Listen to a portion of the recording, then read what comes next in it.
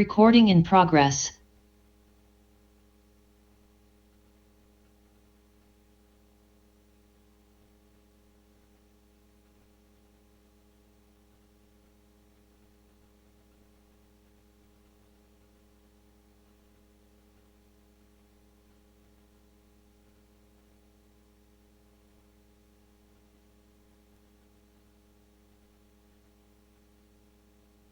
Public Access channel and on Facebook Live on the Public Access Facebook page.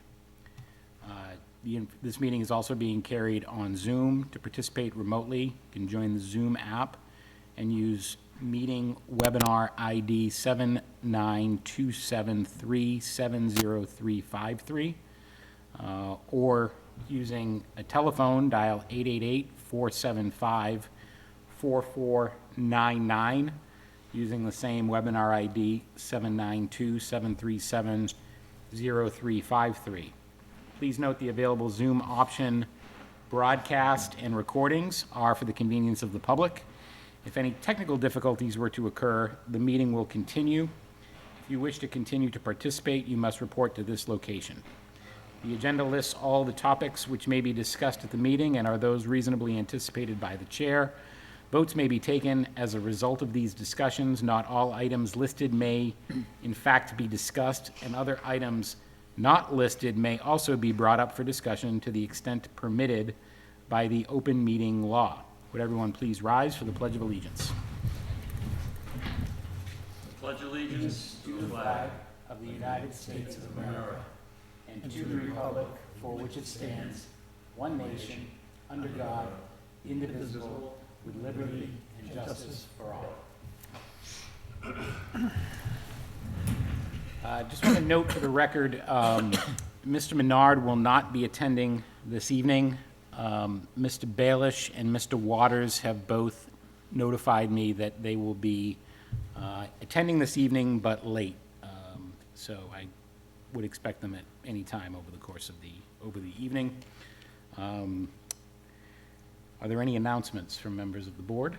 No. Nope.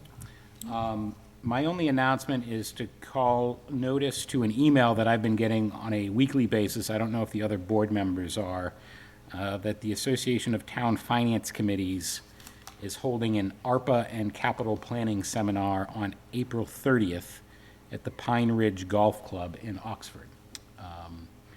And if you are interested in attending and have not gotten the emails, I would be happy to forward them to you.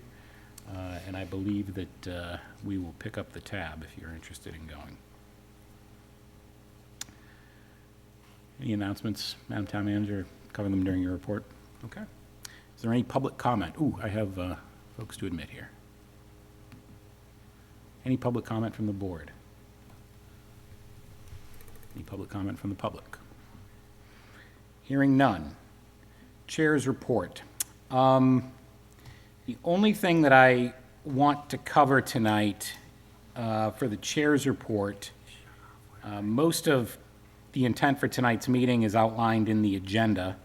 There was quite a bit of email that came across in the last week pertaining to updates on the budget. We have an opinion from town council that we'll discuss shortly. And with respect to votes taken tonight, my expectation is that we will have an update on all articles tonight that are relevant, that we have not sufficiently covered in previous meetings, or for that matter, anything that the public wants to bring up in the public hearing. We can discuss to the extent that we want, but assuming that we're not going to have all of the members here present, my preference would be to wait to vote on any updated or changed recommendations until our next meeting on the 28th. But we can certainly have that discussion when the time comes, but just wanted to kind of set the stage that personally that's where I'm leaning, is I'd like to have those votes with the full committee. And it's unfortunate that we don't have a full committee tonight, but everybody has jobs and lives, and it's a busy time of year now that we're into Easter. Town manager, finance director report. Madam Town Manager.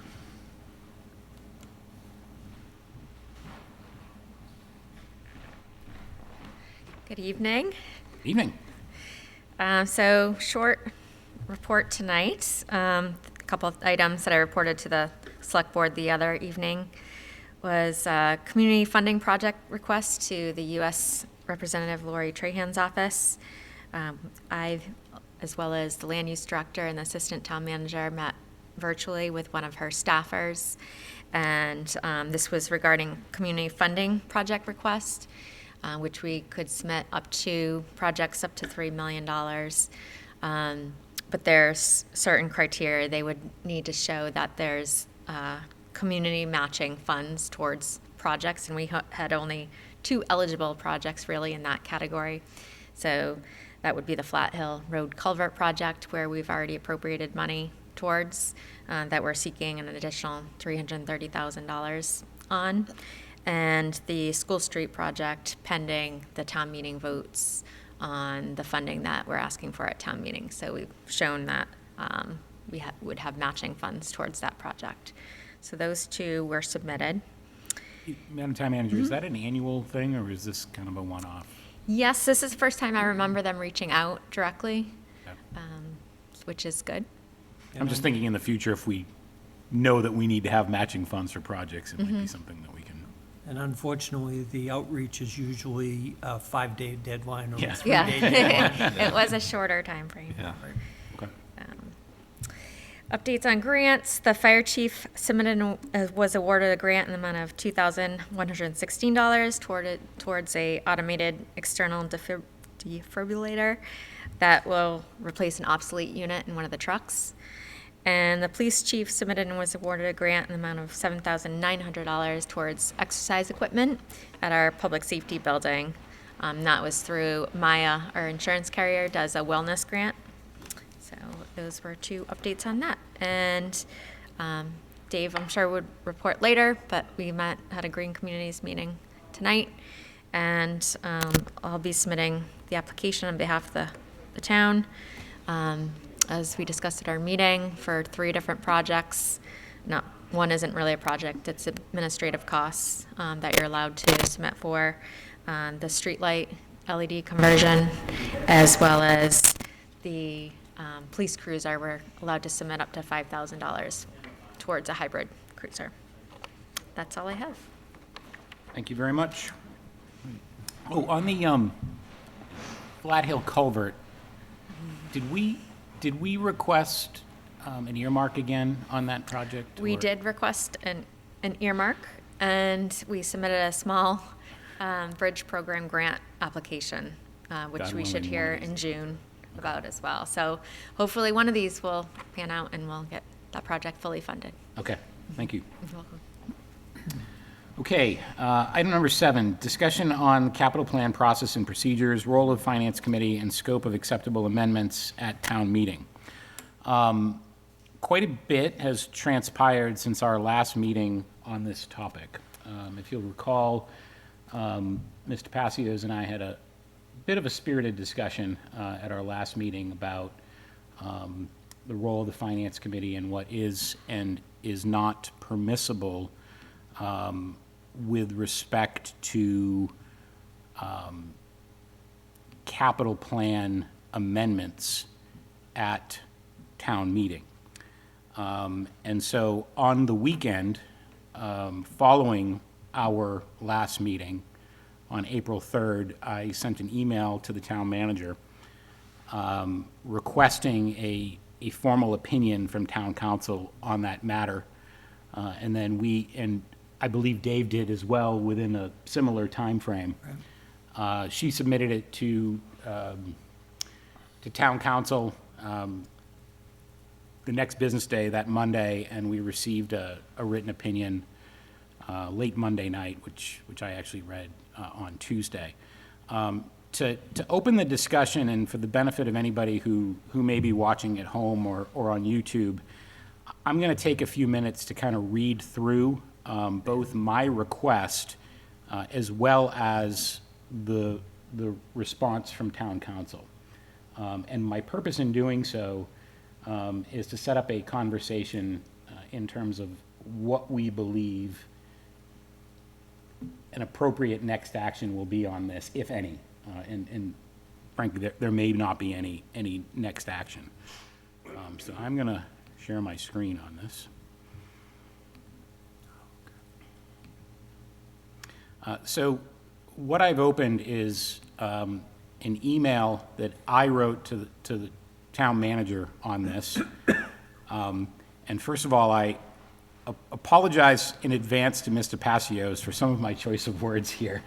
I didn't expect this to be shared widely, but in that it was, I think it's worth reading into the record. And I did not use the word preposterous really directed at him, but I think it comes across that way here. So, hi Heather, I'd like to formally request an opinion from Town Council as to the role of the Finance Committee and Town Meeting with respect to capital plan articles. At annual town meeting in June of 2020, I made a motion to amend the proposed capital plan by striking several items. I believe the motion was seconded by Mr. Passios. I don't recall any interjection from Town Council. The proposed amendment was ultimately defeated and the capital plan passed as proposed. During this year's budget season, Mr. Passios has contended, and I'm paraphrasing, that it is not the Finance Committee's role to scrutinize specific items in the capital plan, but merely to look at the article on the whole, which I completely disagree. During last week's Finance Committee meeting, Mr. Passios outlined his intent to inquire of new guidance from Town Council. Apparently inspired by a previous conversation or statements involving Town Council, Mr. Passios, again I'm paraphrasing, inferred that the Finance Committee may not be empowered to propose amendments to specific lines in the capital plan. I think this is preposterous and runs counter to town meeting's power to appropriate funds as it sees fit, and for the Finance Committee to advise town meeting. The Finance Committee or individual members may be on a path to propose amendments to your proposed capital plan. These matters will likely be discussed at public meetings over the next few weeks. Therefore, I think that it is imperative that we receive advice from Town Council as soon as possible. So that was what I submitted to the town manager, which he forwarded to Town Council. And this is what we received in response this week. Heather, I am in receipt of your email below. I am providing advice and an opinion regarding the same at your request. The roles of the Capital Planning Committee and the Finance Committee and the town manager with respect to the town's capital plan and specifically the annual town meeting article funding the same are generally defined by town charter, state statute, and to a degree the town's bylaws. For example, section 6-7 of the charter, entitled Capital Improvement Programs, empowers the town manager to submit a capital improvement plan to the Select Board and the Finance Committee annually, which program shall be based on material prepared by the Capital Planning Committee established by bylaw. Article 6, sections 12-17 and 12-18 of the bylaws establish said Capital Planning Committee and vest it with authority to establish and update a comprehensive capital plan with its materials, once again, provided to the town manager to allow him or her to satisfy the requirements of section 6-7 of the charter just quoted.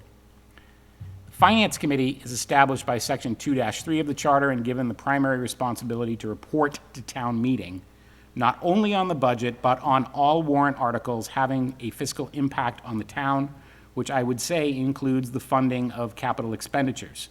The charter also vests the Finance Committee with all powers conferred on finance committees by the general laws, which include Mass General Law, Chapter 39, Section 16, considering any and all municipal questions for the purpose of making reports or recommendations to the town. Regarding the specific issues referenced in the email below, namely the Finance Committee scrutinizing specific items, example or proposed expenditures within the capital plan, as well as the ability of the Finance Committee or any qualified voter to seek to amend the capital plan to town meeting, I offer the following guidance.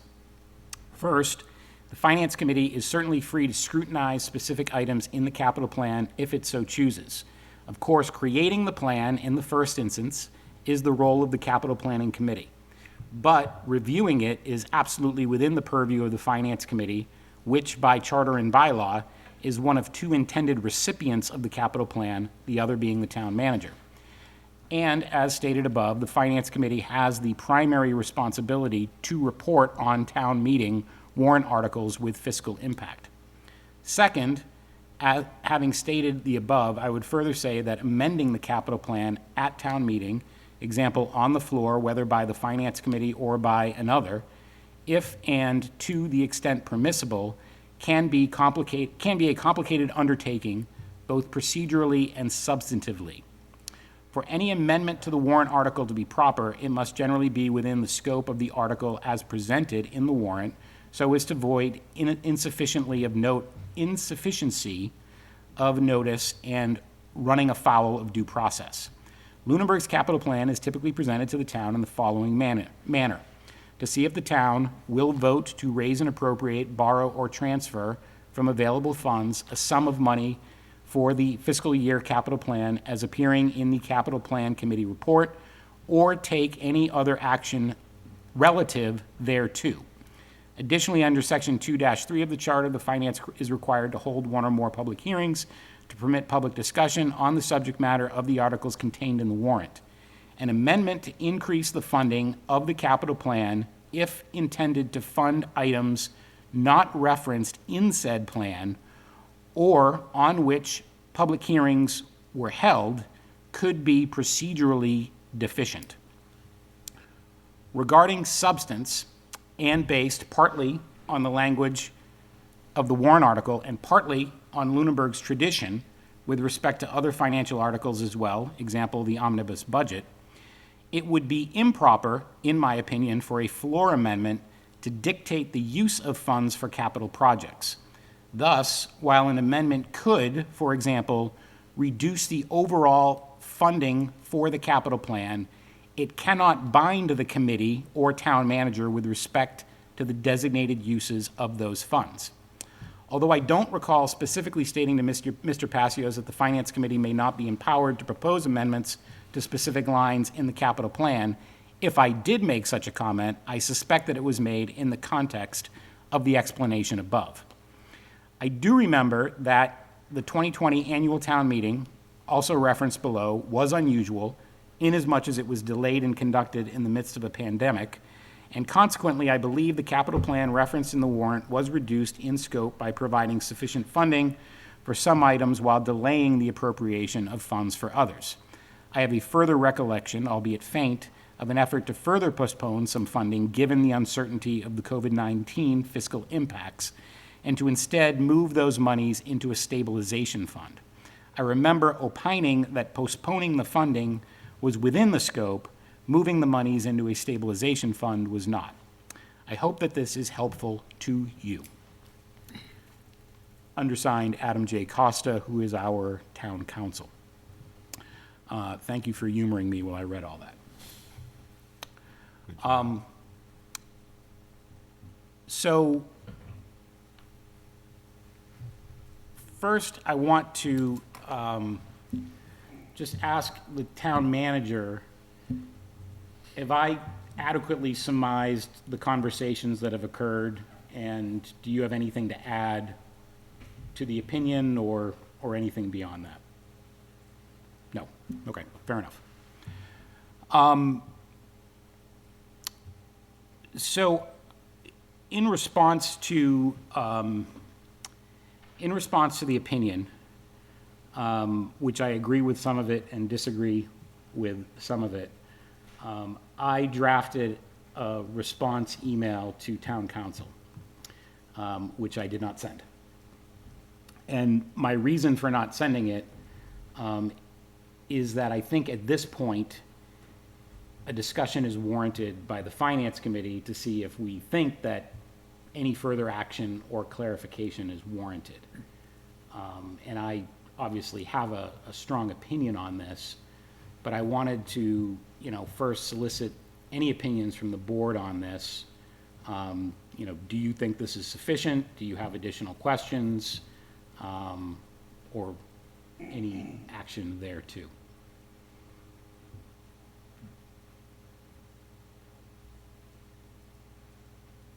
I'll just say that the opinion came through pretty much as I had expected it would. Peter and I have actually had a couple of conversations since we all received this. And I think we both agree that, again, the charter bylaws and mass general laws are conflicting in some points on this matter. That's something that, you know, if it's felt that it's a serious issue, needs to be dealt with a charter review of those sections, bylaw review of those sections, and see if there's some adjustment that needs to be made. I don't have knowledge of the last charter review as to whether the sections involved with capital planning, and there are a number of them, because I remember another section that actually states something to the effect that the capital plan on town meeting floor is voted as a dollar amount. It's not, and that's why the article is worded the way it is when it's motioned on the floor. And in some conversation with somebody with the proper knowledge in the past few years, what I had gotten out of my questions was that the capital plan could be reduced, but as town council stated, you could not dictate how the money was spent, and I believe you could not increase it. But as I say, the opinion came through pretty much the way I expected. There's still some, you know, smoky areas in there, even in this opinion. Oh, definitely. Yeah, yeah. And, you know, I go back to what I said early on as this, I won't call it, well, call it a controversy, whatever you want to call it, when this started to surface, and that was that, you know, this process was set up 2 charters ago, so we're talking over 20 years. And it's worked well for 20 years. There haven't been, in my opinion, any serious challenges to the process, with the exception of the questions this year and some brief questions 2 years ago. And that's my position.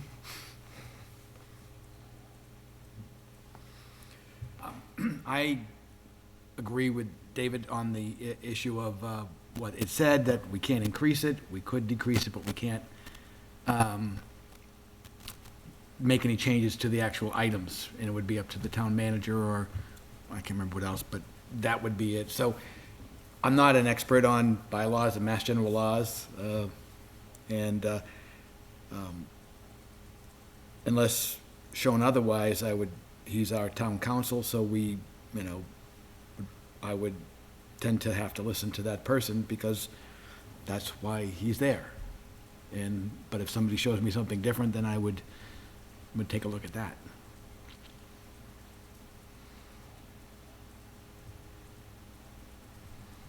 Any thoughts, Jay? It just seemed, basically, this is similar to the school budget. We have to vote the bottom line. If somebody wants to make changes in it, it's got to be done, obviously, early in the process at a capital planning meeting. I mean, I often wondered why, at like a town meeting, even if a resident wanted to make a change in the capital plan, how they would do that, or what would happen if they decided to do that. So it's,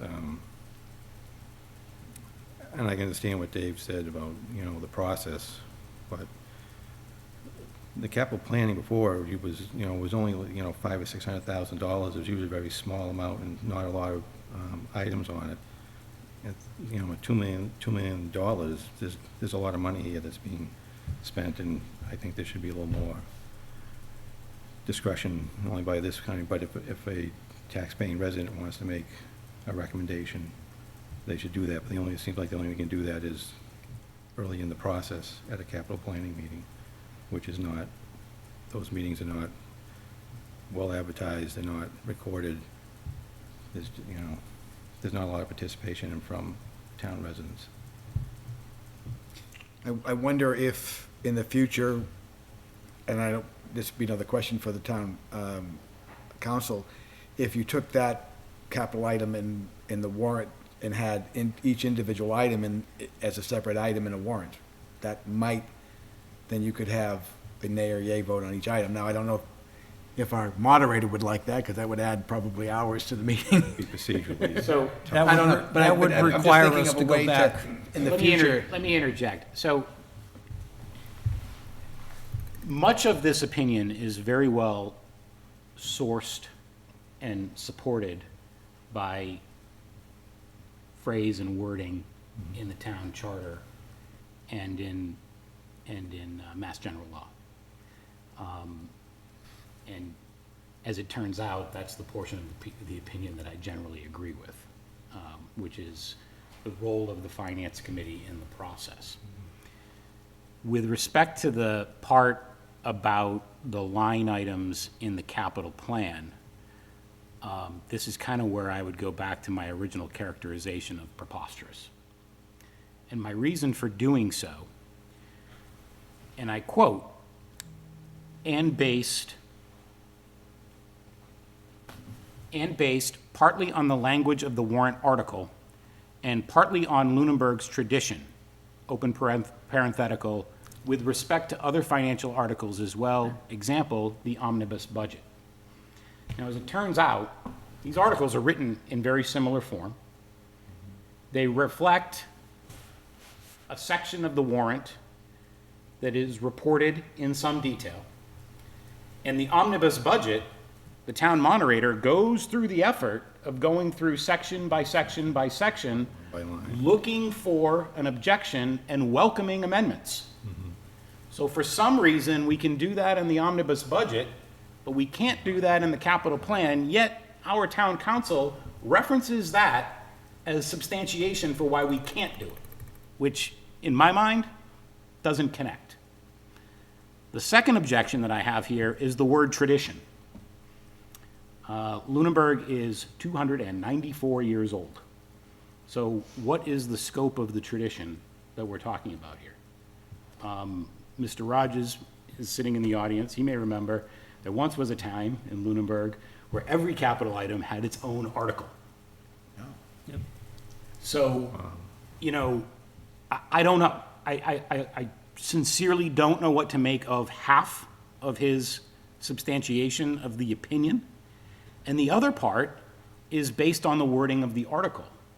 And I would call your attention to the phrase, or take any other action relative thereto, which in my mind gives town meeting a lot of leeway to do what they want. Now, he basically admitted later in the opinion that he allowed for an amendment to go through the process 2 years ago that did strike specific lines, and his objection was where the funding was going to go. And I do recall that because I specifically said it should go to stabilization. And he was absolutely right. Like, that was out of scope for that article. It would have had to been done in the appropriate article for stabilization. But he didn't mention striking the specific line items. So I don't know what this is based on. Now, I think there's some other after effects here that are potentially, Mr. Passio has used the word foggy, and I think that that's a good word. Because, for example, let's say we have a $2.1 million capital plan, and we were to convince ourselves that,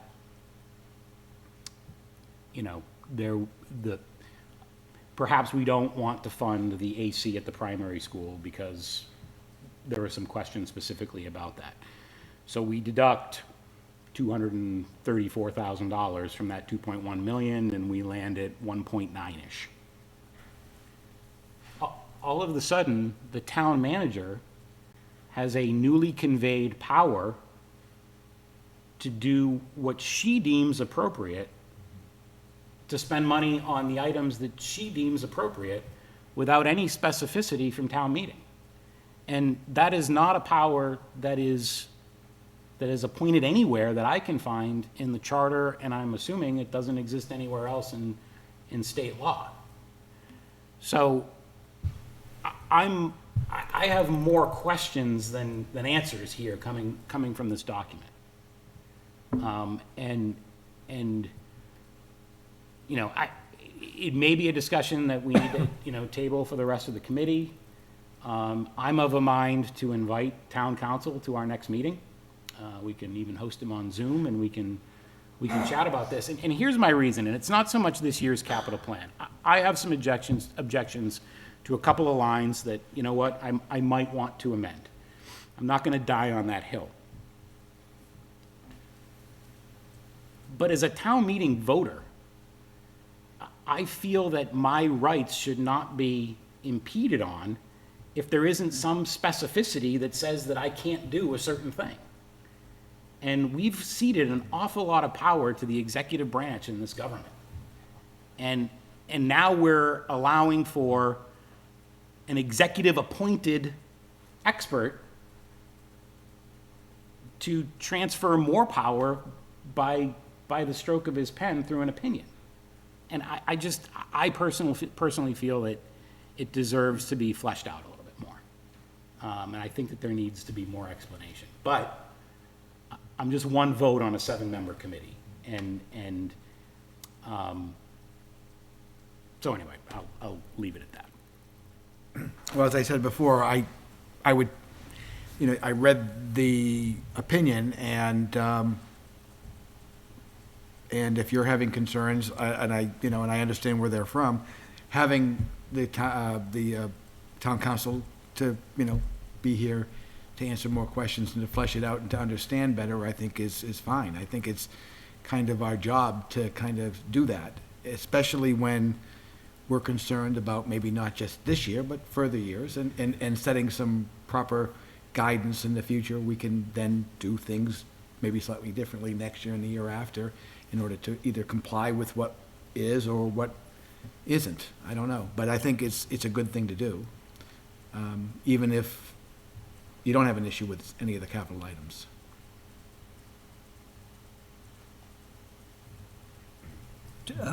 Two basic comments. The process of capital projects being, as Mr. Beardmore mentioned a short time ago, 20 years ago, before the first charter, yes, they were individual articles. I've actually, a couple of times, requested through the town clerk's office to try to locate the charter review notes from 20 years ago, when the first charter was written. Well, it would be the charter that formed more or less our that modern formed- government. right, We had right. multiple charters before that, but Correct, but what devised the town manager role. Yeah, correct. We went from a CFO or whatever it was to a town manager. That was the point where the capital process was changed, and I believe that would be about 20 years ago, a little bit more than that, 22 years ago. I have actually tried to get that information to get some perspective as to whether it gave any insight into the reasoning behind going from individual articles to this process that we have today. Through conversations with a few residents that have been in town longer than me even, grew up here and are my elders, some of them have mentioned that it was a nightmare every year because, the town was looking to move forward on projects, and you put 25 people at town meeting objecting to it, and nothing happened. I have no facts behind this, but I think that was the beginning of the downturn of this, or back then, was actually a period of time where the inability to move forward with some capital projects really hurt the town in being able to keep up with its infrastructure. I'll leave it at that. Yeah, I think those are fair points. And Chairman, Mr. Rogers. is this an appropriate time for comment from the multitude of people that are here? Sure. Procedurally, it is not. However, I'll wait then. no. Well, I think that given your history, Mr. Rogers, as a former selectman and as a former finance committee member and as a former, you have got to have sat on a charter review at one point or another. I would welcome your wisdom, but you would need to come to the mic. Wisdom, but I have an opinion, and I'll tell you that. Dave Rogers, 82 Highland Street. First of all, I'm not the brightest star in the galaxy, and so that's my disclaimer. town council, his letter to us as a town is confusing to me. All right, so I really think that this needs to be vetted and discussed more because it's confusing. The main thing that I would like to leave with here this evening is that town meeting is the purest form of democracy. Anybody can get up, a registered voter, and make a point and do what they want to do or suggest what they want to do. This process does not follow that, if I understand it. And maybe I don't understand it correctly, but 7 or 8 people get together and they prioritize, and they grade what they think, should be the pecking order for what happens, and then it's sent to the town manager, and he or she decides what should be the situation, and it's put together. Is that not true? Basically. Basically, okay. So, to think that $2.1 million is on the line here, and Dave Rogers can't be heard to change something is in complete contravention to what I know to be the process of town meeting. I mean, and that's not to say that anything other than just that. I mean, Yeah. $2.1 million. Yeah, it's a lot. So it's a lot of money, okay? And you know what? We've said here this evening a couple times that, I've heard that,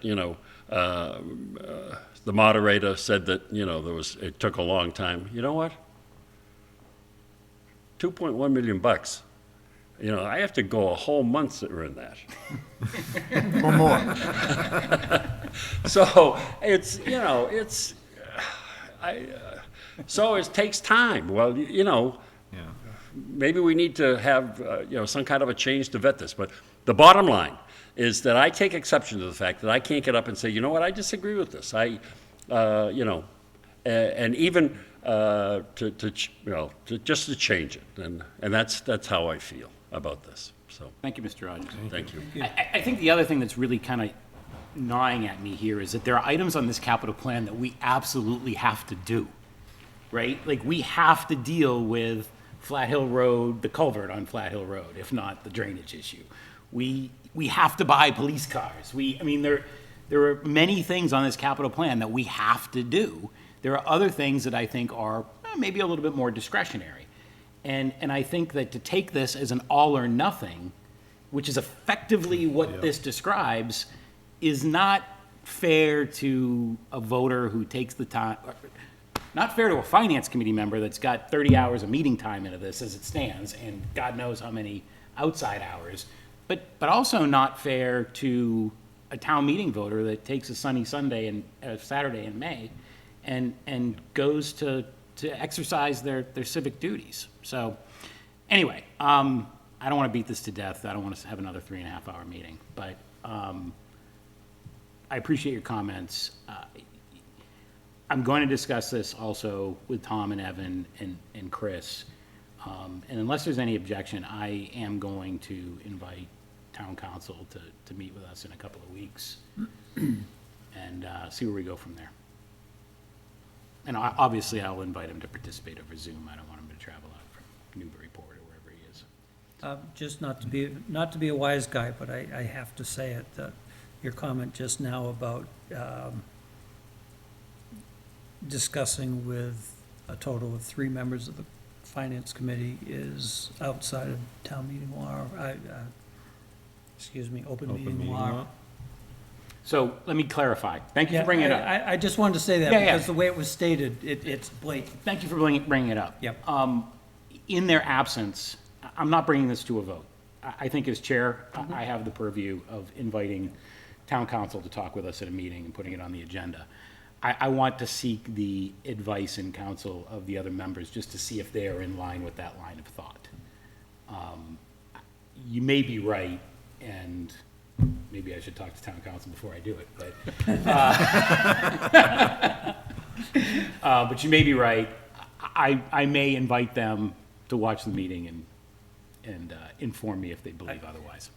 Peter, I personally think that it would be safer, and you do what you want, and you are correct. You're the chair, and the powers of the chair are as you see them. That didn't come out right, but anyway, you do have the powers. Personally, I would ask them to watch this discussion on YouTube, not answer back to you, but just go ahead and invite town council. And if you want to vote from us to do that, to cover that We have part a of quorum it. here, we could do that, too. Yeah. Okay. All right, Well, are you expecting the other two members later? they may be here, so, but I don't want to revisit the whole, I don't want to rediscuss the whole issue when they get here. So. Okay, I appreciate that, and I will act accordingly. Yeah. Thank you for bringing that up, though. You probably keeping me away from an ethics discussion, so. All right. We good on this? Yeah, Yeah. quick question, are we in public meeting, public forum, no? We are not. Public hearing? We're Okay, not. We're okay, about to be. Okay, that's fine. Okay. That stretched out, and I wasn't sure if we were Yep, or weren't. We're but about that's to be. fine, Okay. thank you. So item number 8 is a public hearing on the FY '23 budget, capital plan, and all financially relevant annual town meeting warrant articles. Before we started this evening, I went through the warrant, and there were 6 items that we had deferred that we may get an update tonight. So my intent for the meeting tonight is, for the public hearing, is to invite the town manager to speak on any of those 6 items that we may need an update on, and then open that for discussion from the board, and then welcome public comment. Does anybody have any objection to that? No. Sounds like a good Okay. plan. So, Madam Town Manager, if I could invite you up, I'll just kind of go through the deferred items, and if there's new news, please tell us. If there is not new news, that's okay too. Okay. So, of the items that we deferred last time, the first is Article 4, which is the FY '22 budget adjustment. Yes, and I did forward the information for that article with the figures that would be needed to be transferred within the fiscal '22 appropriation for snow and ice, as well as the subsequent article regarding the collective bargaining agreement, so that transfers funds into the salary reserve for Article 5. Okay. Are there any questions or comments relative to Article 4? Hearing none. No. Okay. Article 6, Capital Improvement Plan. I have something on this. There was some email traffic yesterday or today pertaining to the AC at the primary school. There's been quite a lot of information that has been transferred from the consultants that did the plan a couple of years ago to the new outside consultant that's looking at it. I don't believe we have an opinion from them yet No, on this. that's not what I read into that email. It was unclear to Okay. me from the email Right. exactly what I was supposed to get out of it. But Right. it appeared as if a tremendous amount of information had been shared. It looked to me like that was just the information from the original Di Gregorio Okay. Associates regarding a question that was asked by John Londa. Okay. And I did speak with the superintendent, Mr. Cassidy, last week before receiving that email. And the expectation that they left with me is they hope that they have an answer by town meeting. So one of the things that we may want to discuss on the next agenda item are some scenarios, given our current situation with the capital plan in terms of how we want to treat this, or maybe the town manager has some thoughts on it. But I think we need to get our heads around this sooner rather than later. If you want my opinion now, Always welcome. I would say you should still proceed with funding that article, because it's, the cost, even if it is determined that additional electrical panel work is needed, we would subsidize that at a future town meeting. Or it could be picked up by the department as well. Right. But I think for it not knowing the full scope right now, I think would further delay a project that could happen sooner. That's my opinion. Okay. And I think that was pretty much the gist of our conversation back and forth, that I agreed that there were 3 scenarios that we actually came up with if indeed the additional money needs to be spent. But I think the initial project really needs to be in place, ready to go. And if it's determined with this peer review that that money is going to be enough with the change from the original design, then it'll move forward immediately, or there'll have to be a source of additional funding. Okay. Any other matters with the capital improvement plan? I'm just looking through the list now. I think we discussed pretty much everything at the last public hearing. So one thought on this, because it did come up at the select board meeting, comments from, I think, yourself, Mr. Jeffries, and our newly appointed DPW director around road maintenance and trimming the sides of the roads and stuff like that. You know, given that we now have a new DPW director, might it be appropriate to invite him to our next meeting? I would say it's too soon for that. Okay. Yeah. I mean, he's starting next week. Literally, that's 2 weeks before our town meeting, I think. So let me rephrase. So Yeah. let me try to rescope this. So I've stated that, you know, my red line on this is a financial analysis, and I agree that that is probably way too far out for him to be able to adequately accomplish, probably not knowing any street names in Lunenburg at this point, let alone what would be needed to get the job done. But relative to the appropriateness of the equipment, he does have a extensive resume that I think would make him very qualified to levy an opinion, you know, given the conversations that we had a couple of weeks ago about, you know, what was adequate before, what wasn't adequate under the previous DPW director, what we may be looking at in the future. I think that it might be helpful to solicit his opinion about the equipment, you know, in general terms. Yeah, I mean, we can look at that, possibly.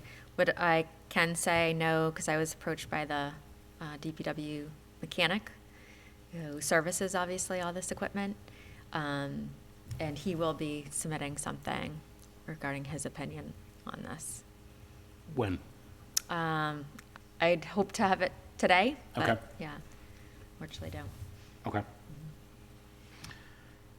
All right. Anything else on capital improvement? No? Okay. Administrative organization plan for facilities director position. There was a public hearing at the select board meeting on Tuesday, which I alerted the members of this committee to. I managed to watch it. I don't know if anybody else did. And there is a document that outlines the role and responsibilities. You want to, is there anything to I'll brief field there, any or? questions. Okay. Yeah, no, I The don't full- want to put you yeah, on the spot. It's a but- 5-page document that you can find Yeah. on the website. It's also Where is that at on the our, website? Because I couldn't it's right on find the it. front page under the annual town meeting, budget and town meeting article information under It's news and entitled announcement. administrative plan. And I believe I forwarded it to the finance committee. You did. I didn't, I did. Yep. We received it last Thursday or Friday, I believe. One of the comments I made at the Board of Selectmen's meeting was a couple of things. First of all, creating this position in this department is helping us move into the 20th century, not far into it, but into the 20th century out of the 19th century. That's my characterization of it. I think it should have happened a long time ago. I've been very vocal about DPW being all lumped as it is for many years. Too much for one person to oversee, and lack of, my other comment was that this is basically, or is totally, an administrative position. So we're not adding boots on the ground. And that's another place where we're lacking severely, is enough staff and/or outsourced entities to maintain our town infrastructure.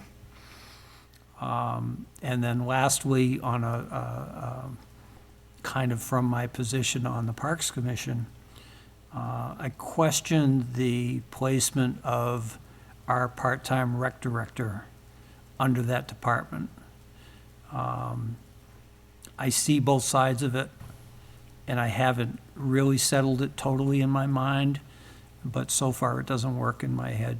At least if it was a more substantial department at this point, with divisions under the finance, under this new position as one of the chains of responsibility, I can see that, but there's no organization of that sort at this point. And our rec director is, if you read his resume, he should be working 60 hours a week. He's a 20-hour-a-week person, and just programming alone takes up that much time. So I'm not giving a definitive answer as to how I really feel about it. I just don't feel comfortable either way right at the moment. And the issue is that when it goes on town meeting floor, it's a yay or nay. This is an all or nothing article. Right. If I can just add on to that. Go ahead. So this is something that came up during finance as far as what it would encompass, facilities and grounds. So when this was thought of as for this position to cover rec as well, meaning the facilities and grounds. So that's why it seemed like a more natural fit, Dave, in that role. The really only change as far as reporting structure would be a different department head that the rec director would report to instead of the DPW director. The other piece was when I attended the last Park Commission meeting, there seemed to be broad support that it be placed under facilities. So, Must have missed that. so It was 2 meetings ago. I'll go back and check. Yeah. Thank you. I actually clearly see the reasoning for the parks function there. It's kind of a square peg role, the parks function, within the DPW and potentially under a facilities function. But in my mind, the person who's handling road construction and snow and ice and plowing and that sort of thing, is probably not the person that is going to have an adequate amount of time or energy to put into, for example, my hang up around consistency and customer service when it comes to scheduling fields for private organizations and that sort of thing. And in my mind, it might not be correct, but just logically in my head, it better belongs there than the DPW director.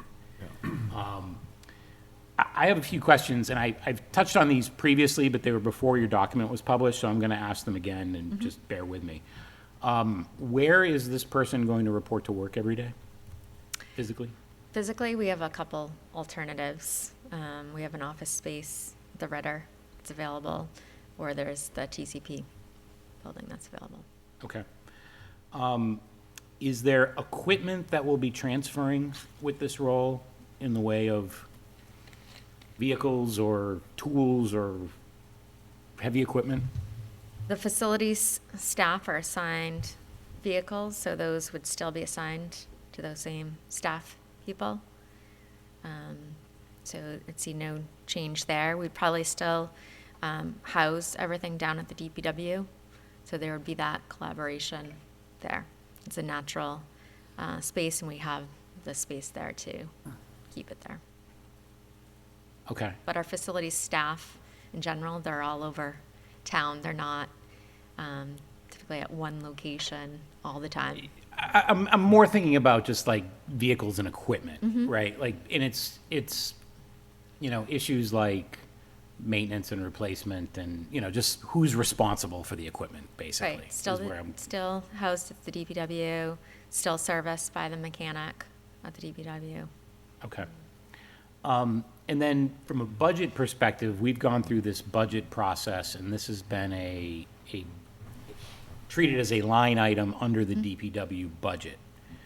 Under the facilities budget, which is, it's separated out, Is it its own, I seem to recall that it its was. own subcategory. It's a subcategory of DPW. Yeah. But my point is that on July 15th, when we have this person in place and he or she has their budget, what I'm getting to here are the administrative rules around where money can go and how it gets there, right? So today, any department has the ability to transfer money within their department with your approval, and nothing needs to happen beyond that. Whereas at some point, when it becomes its own, not subheading, but major heading, that privilege goes away, and it becomes an interdepartmental transfer. So what I'm getting to is when does that happen? As far as the transfer of funds from one. When is it treated as truly its own department from a budget perspective? I think upon creation, upon the adoption and the expiration of the administrative plan, and once we filled that position, I think that's when it would transfer. Okay. But there would still, you're saying if there was a shortage in the facilities and grounds budget and we needed to transfer funds, we would still have that ability at the end of the year to do interdepartmental transfers, meaning, but, Today, if you want to move. or a town meeting vote to transfer funds. Well, today, if you want to move money from a reserve account to the fire department, as we did a few years ago, you had to come to the finance committee to do that, because it's effectively. Because it's the reserve fund. Okay. So to move, let's say, from the library to the police department, what would that require? That would be an end of the year transfer. So the finance committee and select board, I think, could, they sign off on those, or it could be done at town meeting like we do. for- I guess that's what I'm getting at is we're, financially, we're in a foggy period here, or we will be, because we're about to pass an omnibus budget where the facilities is a subheading under DPW, right? But we're going into an administrative plan that will administer that budget that's two separate department heads. So are we gonna operate for a year under a transition, like budgetary transitionary period, and then establish two separate budgetary, not subheadings, but major headings, or, I'm just looking for clarity there. It's a good question. I'd have to think about it a little more and consult with the finance director to see what she would think. Okay. on that. And it may be too late from Yeah. a, I know, don't like- foresee an issue, if that's what you're, I'm just looking across Ts and dot Is here. Like, I want clarity in terms of how we're doing there's this. still, like I said, there's still, if there were a deficiency in an account, there's still a means to I'm not achieve questioning it. that. Yeah. I'm questioning where are we going to go and how are we going to get there, I guess, is structurally, is what I'm looking for clarity on. And I'm, by the way, I don't have any objection to doing it any of the multiple ways that you suggest. I don't think it's a big deal. I just think we need to know what it is before we do it. That was all my questions. Any other questions on the administrative plan? Okay. So will the facilities budget include the salaries For for all the facilities. employees under facilities? Yeah. They're presently on a separate line item already, Yep. yes.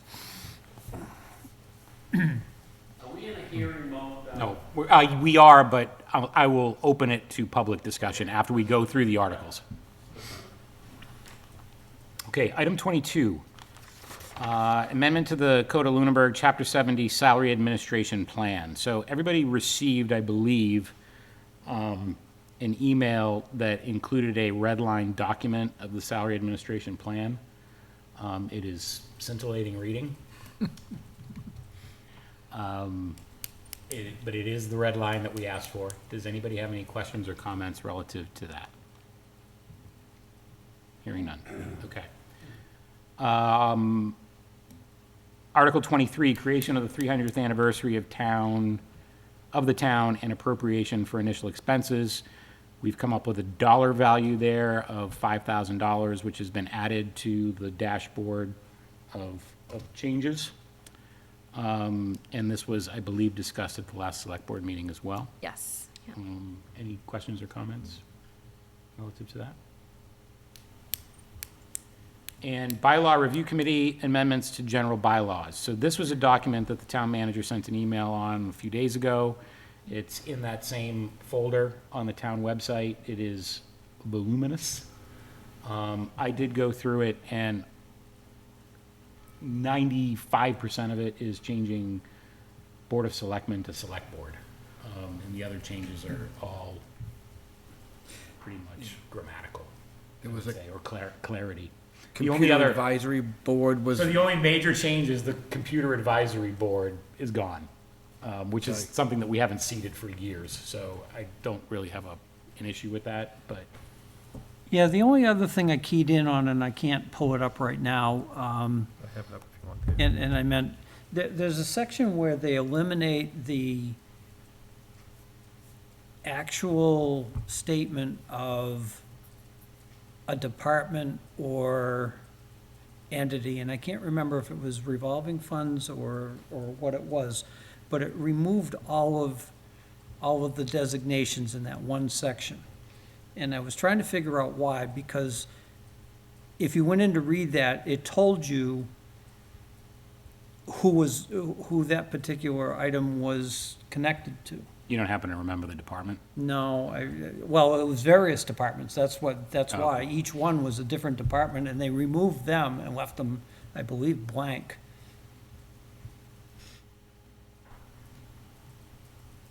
And I've scanned through so many documents in the last couple of weeks that I cannot remember where it was.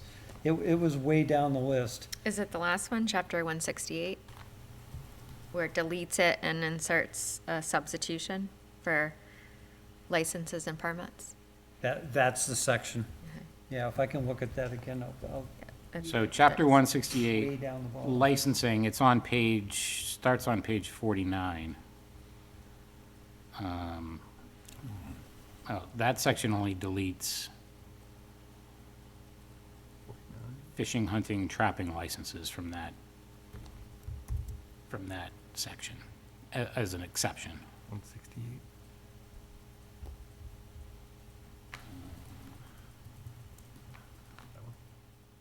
No, because the highlight should be, hold on just a second, right there. Yeah, why are they taking out the contact? Fire department, select board, school department for the listed Mass General laws, subject matter and open burning. Why do you take out the information that's given there to guide the public as to who to go to in regards to whatever issue that is based on that Mass General law? I think they moved it, Dave. So if you look at the bottom of page 50, well, it's not contacts, it's exceptions. So it's covered under waivers, under licensing and all that stuff. But you have, like, for example, the fire department for open burning, select board for sales of articles for charitable purpose, like that stuff. Yeah, exactly. I mean, that information is valuable if that's what you're trying to get information on. It tells you who to Well, contact. I would appropriate, so I think they're adequately covered in terms of what department has domain in the bylaws. It's not a directory. Like, the purpose of the bylaw is not to be a town directory. The website is intended to be a town directory. Now, if that stuff's not on the website, that's a whole other can of worms, but I'm not sure that belongs in the bylaw. Isn't this adding it to it, though? It's not crossed out. It's just Oh. highlighted as green. It's- Yeah. They're deleting. All these the only Oh, deletion is, okay. Yeah, I that's- thought you were that's where my referring, head went. I thought you were referring to another section that deletes it. No, I'm Okay. sorry. Because it does, it has the exceptions, but, It's a good change. It's a change, it's a good change. but this is Yes, this isn't really intended to be a directory. It's a bylaw that says this shall not apply to the following licenses and permits. Okay, I'm sorry. Okay. Like I said, perusing through Yeah, yeah, very yeah. quickly. Nope. My There's a brain lot to went absorb here. from added to deleted. There's a lot to absorb. Okay. All right. Any other questions or comments on the bylaw changes? The only thing I tended to agree with Mr. Jeffries during their discussion at the select board meeting, and that was that there was a lot less interaction with the public and the individual boards that are covered under the bylaws. Comparing it to what the TC Passios Committee did for outreach and back and forth with entities involved in that process, the charter review, to a much bigger extent, inviting boards and commissions in and so on, and including the Charter Commission, if I remember correctly, the Charter Review, sending the actual sections pertinent to different boards and committees, actually sending them their sections and asking them if they had any comments, concerns, or so on. None of that was done for this bylaw review. And I understand, part of their comments that have come through the grapevine were that there was virtually no participation. Well, there's virtually no participation in 90% of the public meetings in this town. But in those processes, I think there needs to be an extra outreach, as Mr. Jeffries outlined. And for that reason, he's not supporting this article. I'm not saying I'm going to vote no, but I think I'm going to abstain. Okay. Any other questions or comments on that particular article? Mr. Baelish? Evening. Welcome. We are just kind of going through the articles that we deferred on for additional board discussion and explanation from the town manager. I think we're complete. Is there any public discussion?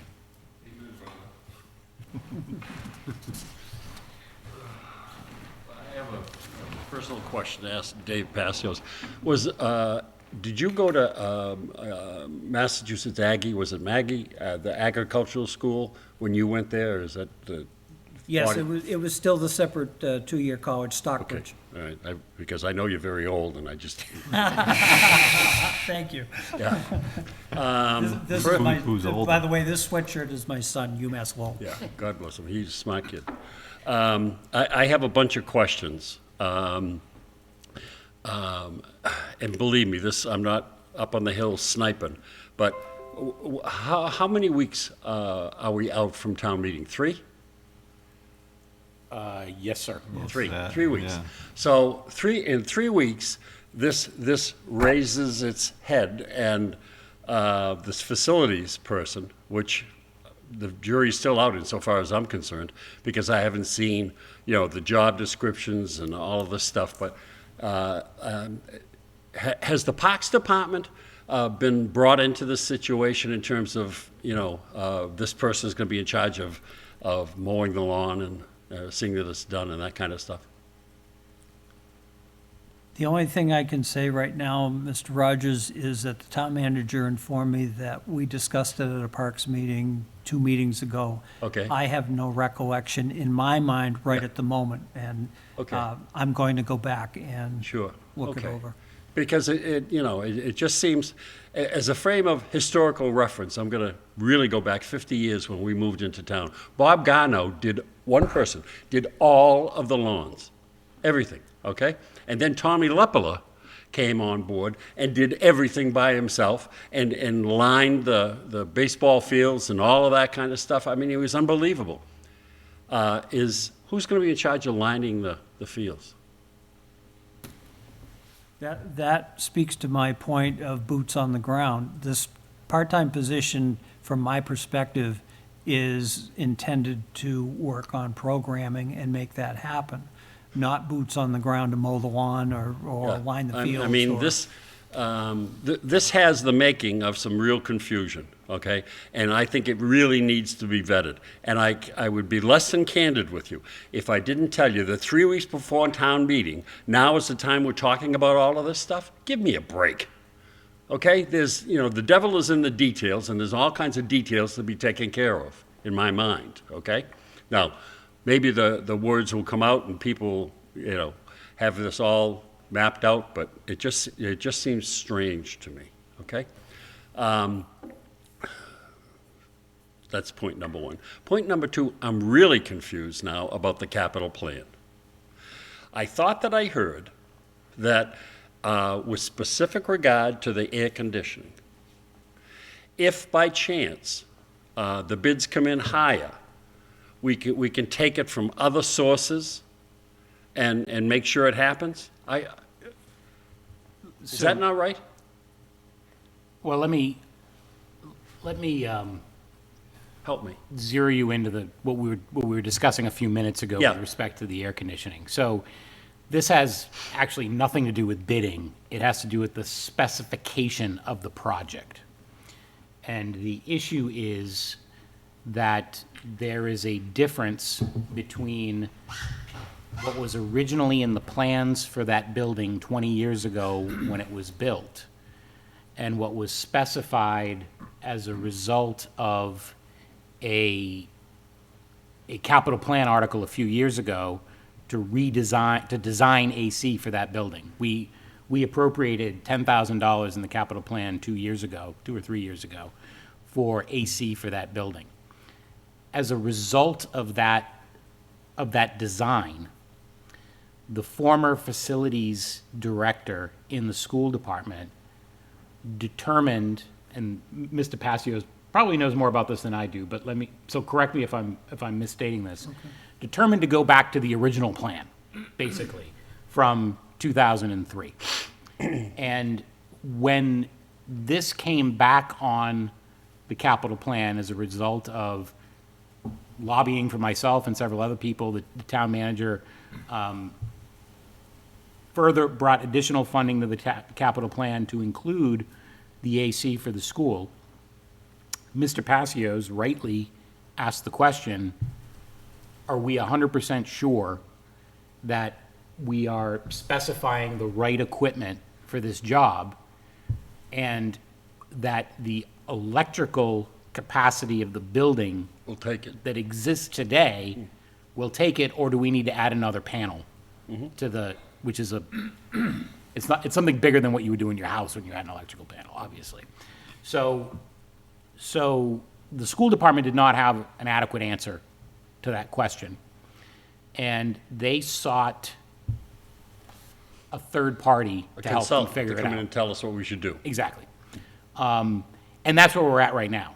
Yeah. So the answer to the question is that in the capital plan, it's $232,800. Yeah, We don't know if that number is good. okay. That to me is unbelievable. How can you come up with a capital plan and not have all the ducks in line and know what the hell you're doing? Okay, that to me just blows my mind. But the process is what I'm really functioning on, zeroing in on. Because during this whole discussion, you can't increase the capital plan. So if the numbers come in and they're wrong, and if they didn't budget correctly, right, made a mistake, whatever, right? Do you throw the project out? And what I heard was, no, we'd have to get funding from other sources. But this was an all or nothing thing, so I'm really confused. So somebody enlighten me about this. I can't. Other than that, Mrs. Lincoln, how'd you like to Within the play? department or within the capital. Yeah, so procedurally, Mr. Rogers, the procedural outcome of this is, there are a number of options. Option one is we don't fund it. So as outlined by the town council's letter, we could subtract $232,800 from the capital plan and not do the AC. That's option How do you do one. that? Do you amend it at but town it- meeting? You No, subtract that, it, you that's, can- that's incorrect, Well, it because would if you technically be change. the decision of the town manager according to can't do town the council. job. Right, because any You dollar legally- amount you decrease it by does not specifically, cannot be specifically tied to one project. You're absolutely That's right. my point. Okay. You're absolutely Okay, right. That's my but point. if- And we're if I gonna be could, meeting Mr. with, Chair. hopefully, to discuss that next meeting, to discuss that particular issue. This correct. issue was about whether or not if we needed additional funds beyond what was in the warrant. And the answer was, well, the department might have additional funds to use, or you could only do part of it. Now, it's a, and you're right that, we would hope that by now we would, but this is a big town, and a lot of things are going on, and a lot of things happen, and in this particular case, I'm not sure if Mr. Passios was the one who brought the issue up, or it was for somebody else, but I first heard it from Mr. Passios, and then all of a sudden, I heard other things. So it's being worked on, it's just a question of the timing of it. And When does this process start with the capital plan? Heather, help. September? September. Is grouped together. So we've known about this since September, okay? Do you understand where I'm going here? And then we talk, we can't change this and this. I'm very confused, and we don't have all our facts and figures, so how can we go to town meeting and say we would do this? So those are my concerns. Just another editorial comment about facilities. John Londa retired. They didn't do a thing for the guy, cake or whatever. And then we hired somebody. I don't even know the guy's name. I never saw him, never heard anything. And then he's no longer here. He's gone. He's gone. So, give me a break, And everybody says, oh, we need these facilities people. We need all of this stuff. We can't even decide what to do across the street. It's good in concept, okay? But I'm going to tell you, the devil is in the detail.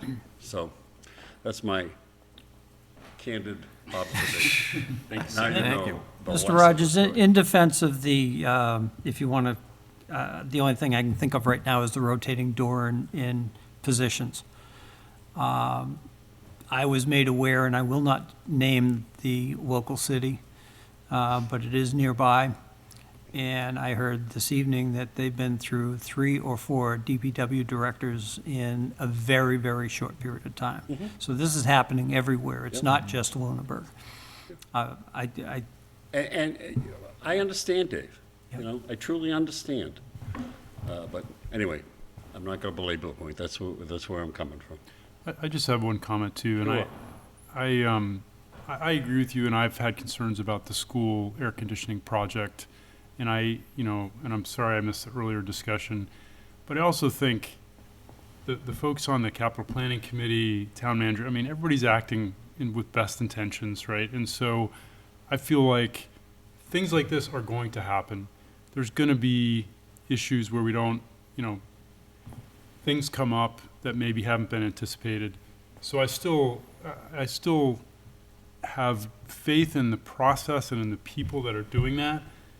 But things are going to pop up, and we have to deal with them as they come along. So I share your concerns, I really do. But I also think a lot of people put in a lot of time to try to do the best thing. Tom, I couldn't agree with you more. Okay, excellent. Okay? I couldn't agree with you more. But the process is convoluted, and it doesn't allow for shucking and jiving. If you're $3,000 over, what do you do? Because it's all or nothing, right? Yeah. Right? Apparently. Yeah. So, I understand, and I'm not here criticizing. I'm just, this is an observation. How can you go and put a dollar amount if you don't really know? Well, we hire a it's not the way I'd run the show, but anyway. And they are. They're volunteers, and they try hard, and, you know, like some of you guys do. My old neighbor right here.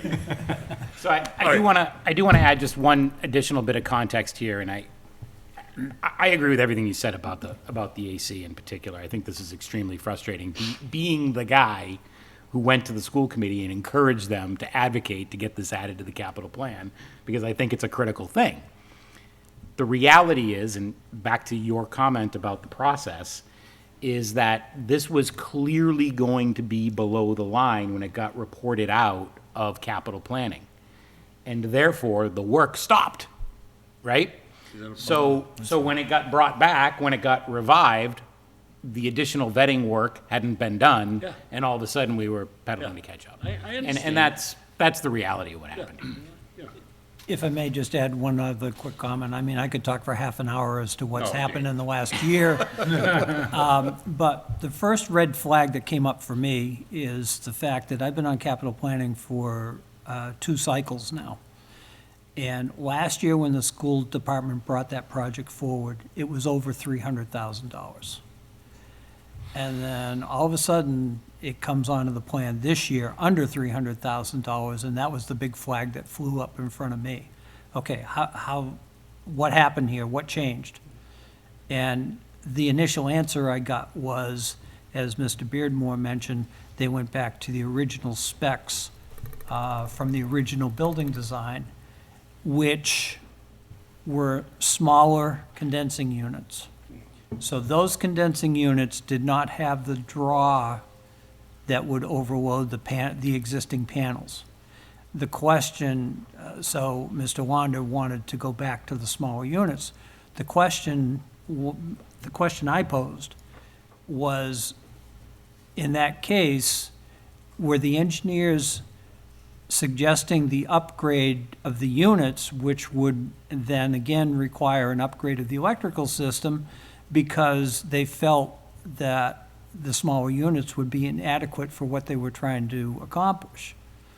And I couldn't get a straight answer on that for quite a while, and that's why the peer review is happening now, because I pushed that issue there. And I made the comment, I'm sorry, it was probably in emails. You know, I don't believe I mentioned it in a public meeting, but I will mention it now. And I compared, before I had a little more knowledge, I compared upgrading the AC system without properly upgrading the electrical system to setting up that building for the same track that the Passios building and Turkey Hill, I believe, are on. And that is, if you don't do a project properly, then after 20 or 30 years, all of a sudden you have deficiencies in every mechanical system in the building. So that's where it came from my perspective. And I just want to just say again, I am not being critical of the people that work hard and volunteer their time. I'm critical of the process. And from what I heard tonight, I think you can understand my concern. Thank you for your time. Absolutely. Thank you, Mr. Rogers. It's good to see you in person. Well, thank you. My commissioner said the same thing. All right. Any further comments or discussions relative to the public hearing? I would entertain a motion to close the public hearing. So move. Second. All those in favor? Aye. All those opposed? Hearing none, we are unanimous. The public hearing is hereby closed. Discuss and vote or reconsider and revote as applicable on recommendations for annual town meeting articles. So we have 6 members here today, which is better than I thought we would be an hour or two ago. My original thought was to table these articles and wait until the 28th. There's nothing pressing for us to vote on these tonight. The warrant is printed, and I don't think anybody's waiting with bated breath for our recommendations on any of these between now and May 7th. But we can, if anybody would like to make motions. The only comment I'd like to make about that is that a little bit later in this meeting, we're going to be discussing the consent calendar. Yes. And if any of those articles are presently deferred by this committee, then we need to decide whether we're going to ask that those be pulled from the consent calendar, or at this time, vote to approve, because deferring to town meeting and then passing over on the consent calendar is counterproductive. Very good point, Mr. Passios, as always. So, let me pull up the consent calendar. I don't think any of them are. So, consent calendar is 1, 2, 3, 9, 10, 11, 12. So none on the first page. 13, 14, 15, 17, and 20. So no. Okay, No thank you. overlap. And honestly, I meant to qualify that I had not had a chance to do that. Perfectly fine. I'm glad you brought it up because I hadn't thought of it. Okay. Are there any motions relative to recommendations on town meeting warrant articles? Hearing none, we will table until our next meeting. Annual town meeting consent calendar. So, in your email, there is a letter from the town manager outlining the consent calendar. Madam Town Manager, would you like to explain the consent calendar for those of us following along at home? And for those of you, that's your first meeting, town meeting. So consent calendar is a group of articles that are agreed upon by the Finance Committee, the Select Board, and Town Moderator to vote as a block. So town meeting at the beginning of the meeting, the moderator would ask for vote on this consent calendar, and the basically the motions for those consent calendar articles would be read, and they'd be voted as a block. The one thing I do want to point out is the payment of the prior year bill is in that list. So whatever, that's a 4/5 vote, so all of those articles would have to be a 4/5 vote to pass. I think that's low risk. Yeah. Considering what the articles that are included in the consent calendar, yes. Can somebody at the town meeting call and say, hey, I want to Yes. talk about Article 9, can we Remove remove that? one. for that? Yeah. Yes, okay, Yes. which is a nice thing to have, too, so I think Right. it makes So- this less onerous. Thanks for bringing that up. So, thank you, Madam Town Manager. I just wanted to bring up, Articles 9 and 10 are in the consent calendar. Both are rather procedural. For the last several years, we put $100,000 into the stabilization fund, and this year we're putting substantially more than we've put in previous years into the special purpose stabilization fund. My cause for bringing this up is, in the event that something happens with the omnibus budget, whereby we cut something, or we add funding to something, and things need to get moved, we might want to think about voting on these separately, because somebody might say, I want to cut $100,000 from here, and it may be better to put it in stabilization, right? Back to town council's objection to my amendment a couple of years ago, it's the article for stabilization or the article for special purpose stabilization that deals with funding those accounts. So we would then, if such a thing were to happen, we would then have to reopen that article. So and I'm not saying I'm opposed to including it, I just wanted to talk that through a little bit. That's a good point that we can talk to the moderator about, like how we would revisit that article if voted in the consent calendar.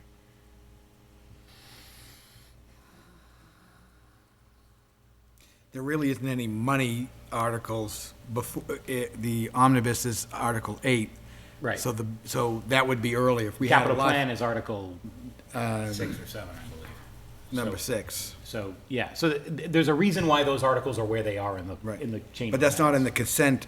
the consent items. Exactly. 9 and 10 are after, so if there was an issue, someone could say, hey, we're gonna need more money somewhere else, so let's pull out Article 10 and use the special free cash for something else. Right. But the consent is voted on first. Right, so the consent goes first. Goes Right at the first? beginning of the Yeah, meeting. so what would happen is, Oh. what happens in practice here is that these articles all get passed and then we get into the business of the day. So if we want, so let's say something happened in a budget or a capital plan discussion, we made an amendment, we changed the numbers, and then we decided we wanted to, as a result of that, change a stabilization appropriation. I'm worried we're gonna create more trouble than we're gonna solve by including them in the consent calendar. So would you have to move those towards the end? I mean, wouldn't you have to, even if You you just drop passed them from the it, consent calendar and you vote them separately. but if you voted it separately and then you changed it, you'd have to come back and vote it anyway, wouldn't you? No, because everything we're talking about potential changes would be ahead of 9 and 10 in the rest of the see. Right. chronological order. So two scenarios. Scenario number one is we keep these in the consent calendar, we vote for the consent calendar, and these articles are done. They're funded, they're done.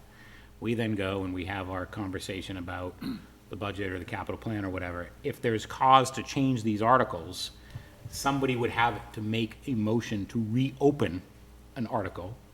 We would go through the process of reopening an article, which is not a huge deal, but there is a procedural function to that. And then we would have to redo that article. The flip side of it is we just don't include them in the consent calendar, and we zero out that risk, and these become just very procedural votes at town meeting. Number one, you'd want an opinion of the moderator of what he would allow a town meeting. So is this something that we would be better to get into some correspondence with the moderator on this, and then revisit this on the 28th?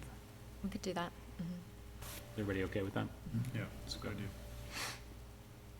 The other, just to make a quick comment, then I'm agreeable with what you just said. If there were a decrease in appropriation, excuse me, I'm assuming at this point that the only ones I could think of, it would be a reduction of use of free cash, which the other option is that it just flows to free cash, unappropriated free cash, Yes, which we have a balance, but I don't think there's a lot left right now. all true. Okay. I All just, true. just wanted to Yeah. air that. Yeah, I mean, there are half a dozen options when you're deciding to move money in and out of something that's previously planned. But these two stabilization accounts are two of those options. Right. Right, so, But isn't number 9, don't we have to put the 100,000 in? Isn't that a percentage of the, or the reality minimum? would be we would put more. Right, so what if we wanted to put more? Yeah, but the 100,000 is the minimum. That's fiscal The policy. special purpose is the only one that has, we could probably have flexibility on. There's no fiscal policy related to that. Right. But on Article 9, don't we have a policy on, We do, but there's nothing preventing Stabilization. us from funding it with more money, Right. right? well, yeah, if you wanted to put more in, yes. So, just But spitballing you were here, talking, right? someone was changing something, we had to move something, we Right. wouldn't move it from Article 9. Peter, We'd the move only, from Article the only 10. concern I have is, and the reason I brought up the scenario I did a minute ago, is that my preference would be to let it flow to unappropriated free cash, because then it gives us more flexibility and ease to reappropriate that in November. Whereas I think it's a little more difficult to move it out of stabilization. I think at the very worst, it's a Well, it minimum wouldn't be- two-thirds vote. It actually, in this case, those funds would not be free cash funds, they would be unappropriated funds. They'd just be unappropriated. Which funds are you talking about? Let's say we're just spitballing, if we were to make a cut to the budget, right? Cut $100,000 from From what part, what budget though? DPW, just whatever, doesn't matter, for conversation purposes, right? Okay. So for conversation purposes, we cut $100,000 on town meeting floor from the DPW budget. And we want to instead, rather than not levying that money, we want to put it someplace. We could just not appropriate it. We could put it in a stabilization account or something along those lines. Or what are our other options? A reserve. which would be Well, within the that budget. is your stabilization. Yeah. But there is a reserve account within the budget, too. But that, you wouldn't be cutting, yeah, you wouldn't be cutting the omnibus budget Right. if you're putting. It would be the same total in Yeah. the omnibus in that case. Right. It'd just be moving money in the omnibus. Yeah, but the other side of the coin, and, you know, you know my clear feelings about the capital plan. But if the money that you're talking about, another scenario, was a reduction of the capital plan, there's both raise and appropriate and this capital money that funds that article. Oh, so in that case, you're right. There would be capital, there'd be free cash potentially left over. Correct. You're right, Depending on the motion. depending on the motion. Yeah. Okay. Yep. I think it's great to vet all these No, and that's what we're here for. and talk about it. This is the job. Yeah. So we want to correspond with the moderator on this and come back to this, table it, think about it, and come back in a couple of weeks on it? Yeah, I would say so, and, you know, again, we've got right up to town meeting floor to ask they be pulled from the consent calendar. So, Okay. Good. Thank you. Minutes. There are 2 sets of minutes in the folder. I did not write down the dates of the minutes. So, does anybody happen to have the folder open or or printed the minutes? I have them in 1 second. Or we could punt on the minutes too. I haven't been in the folder in, I converted them, read them, and moved them, but I can't remember. 323, 324. Oh, the 2 days in a row.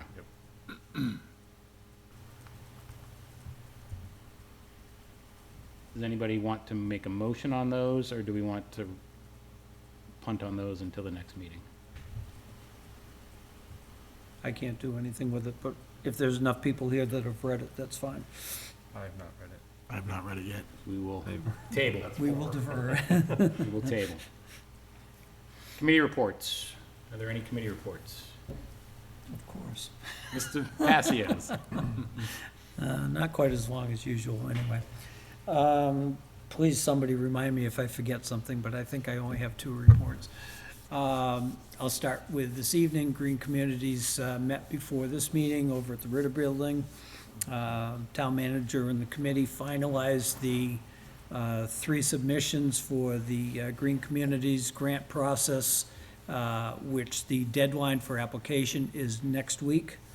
So town manager is going to be completing the form and submitting it by the deadline. Excuse me. Our major thrust is the streetlight conversion project that we've been working on for a number of years.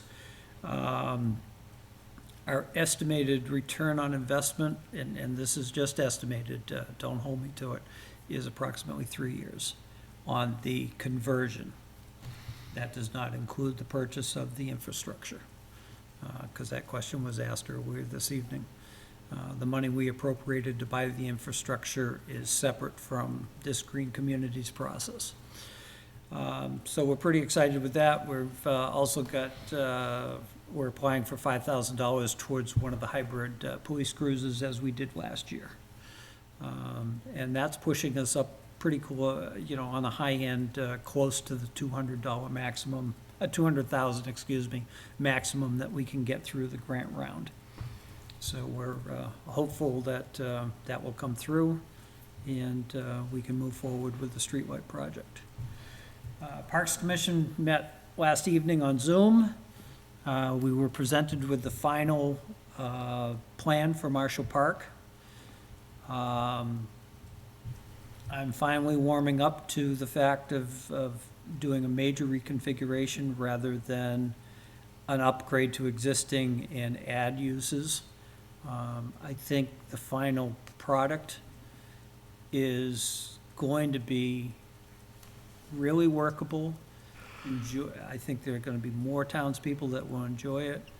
The ball teams will have upgraded fields for the most part, well, completely new fields in one case, and 2 cases, excuse me, and some upgrades to the 3rd existing field. We've tried to incorporate as many persons' concerns as possible As we always say, you can't please everybody, but we've done the best we can with it. The number came in a lot lower than I had in my head, but we still need to take a deeper dive into those preliminary numbers. Town manager, I keep forgetting this number, but it was 5.6?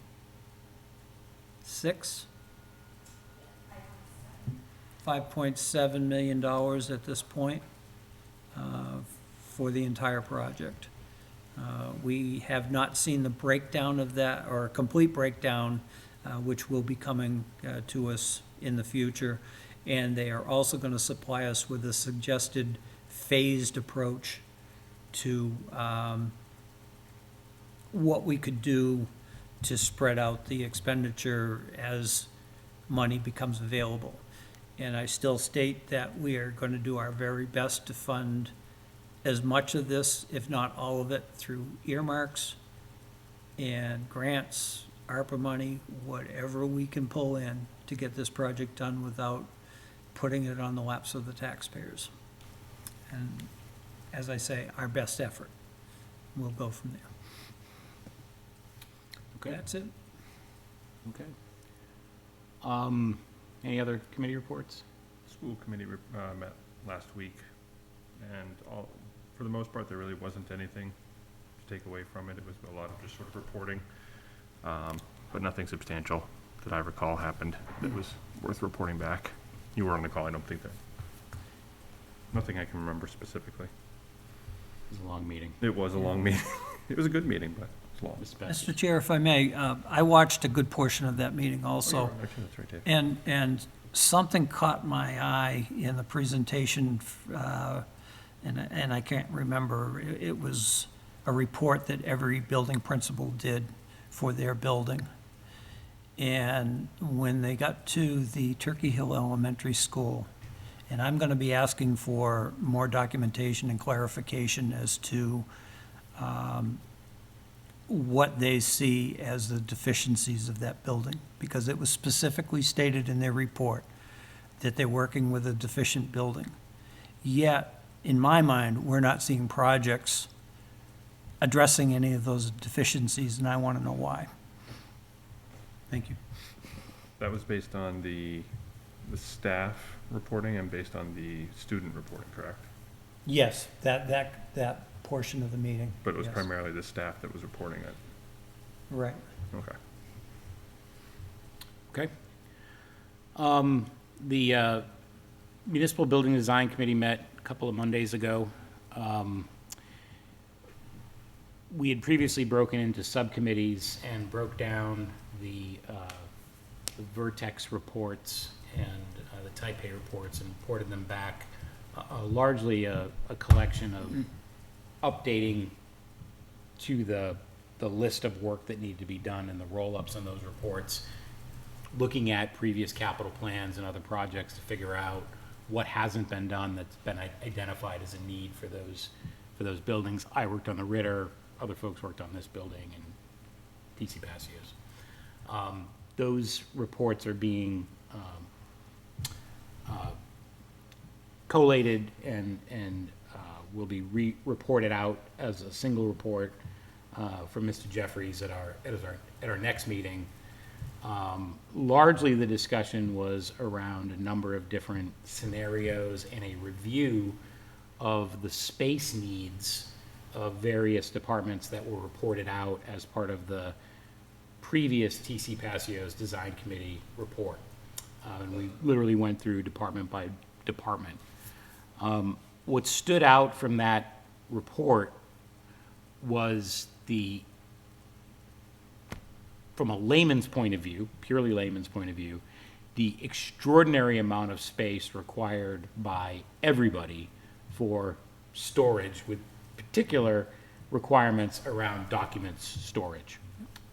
And we brought up a discussion that's been brought up here multiple times around what are the alternatives. And the committee, through Mr. Jeffries, brought a request to the town manager for some additional information in terms of what is and is not feasible in terms of document storage alternatives. For example, Yes, there is statute that says that the town has to maintain documents for a certain amount of time. There is a handbook that a couple of us found that outlines what can be destroyed and when.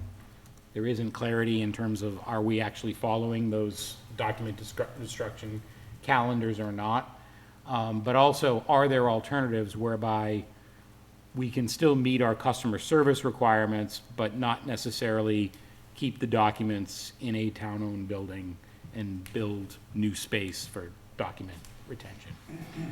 So hopefully that'll be reported back, or we'll have more information and can have a substantive discussion around needs around that. Because when we looked at, it was a substantial amount of that floor space at TC Pasio's that was ultimately, that we had voted on last year, that was ultimately dedicated to document storage. And so as we're looking at figuring out possible cost-cutting areas, if we were to resurrect a project over there, what could be done amongst all of the alternatives, that one right now stands out as potential fodder for revisiting. Have either the select board or the design committee themselves put a time frame on for reporting to the town? Is there anything in the works for Yeah. saying by fall town meeting Yeah, or good- special town meeting or something? Good question. So,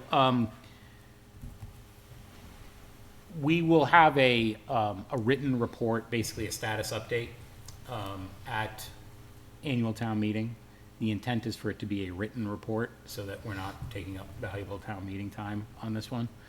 But beyond that, we don't have a clear path right now to say that there will be an appropriation request at fall town meeting. And it isn't clear to me that that's feasible.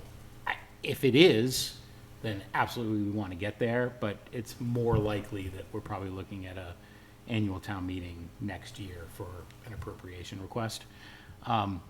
As I've shared with the members of this committee, and it started to socialize with the members of the Building Design Committee, I think that we need to do this in small projects and start to look at this building in Ritter first before we tackle a big project, for a couple of reasons, not the least of which is I think the public wants us to. But on top of that, looking at debt capacity, the longer we go without taking on new debt, the more hamstrung we're going to be at the end of the decade if we want to do a $30+ million project on a school.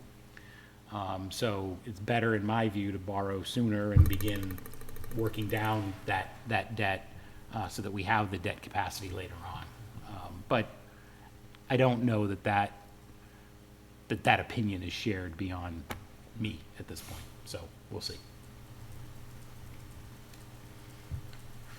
Okay. Any public comment? Mr. Rogers? You're getting your money's worth tonight. Yeah, sure. 2 points. We went out for bid and disposed of a piece of property on Weston and Leominster Road for $35,000.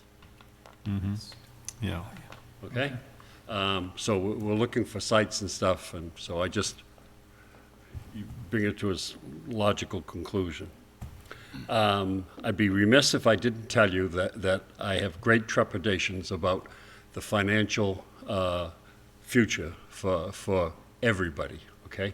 And it might be interesting to do a quick analysis when you don't have a lot to do about when you think a need for an override will be raising its ugly heads. Because I'm going to tell you, folks, my opinion. Get ready.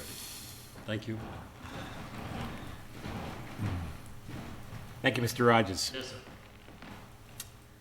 Okay, items for future meetings. I have my work cut out for me in terms of invitations in our next agenda. Any other items for future? So for Evan and Tom's benefit, I would encourage you to go back and watch the beginning of the meeting. We had a spirited discussion about the opinion letter from town council on capital planning. And as a result of that, I'm going to invite town council to participate in our next meeting for a discussion about that opinion. And hopefully he'll be able to attend. Obviously, we'll extend that invitation for remote participation. We have a meeting scheduled for April 28th. Annual town meeting is on May 7th, and our next scheduled town meetings would be May 12th. I think there's a discussion to be had about whether we want to have that meeting or not. And May 26th. I would encourage the members to start thinking about off-season work, because I think that a number of issues have come up over the last few months that will make for excellent fodder for discussion about how we can potentially do this better next year. I'd prefer to start those discussions prior to myself and Mr. Passio's terms ending, because we may have new members, and I don't want to lose any of those learning points. So, okay? Mine's ending too, I think. I got. Oh, that's right, yours is too. Yeah, because I joined You were joining 1 an year in. off cycle. Yeah. It's appropriate I make a motion to adjourn, unless you had something else. Subject to that, I just wanted to make one, so I did reply back to the town clerk, to that email. So, for clarity, Counsel? Mr. Waters brought up the email that you and I and he received about the end of our terms coming up. Okay. I replied back, so there's a new form that you're supposed to fill out if you want to be reappointed. I filled out the form and submitted it to the town clerk with the proviso that I haven't actually decided yet if I'm going to seek a new term. And that I'll make that decision following town meeting. So just so everybody knows, that's my position, so. I might as well come out with it now. I am not going to be seeking reappointment. I haven't announced it formally through the channels, but it's time. I've got 20-plus years in municipal government, and it's time for me to do some things for myself. Good for you. Well, obviously, there'll be many things said about your long and storied service, Mr. Passios, in the future.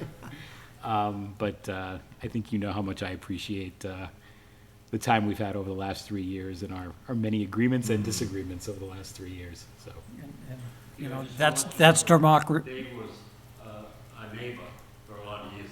I have pictures.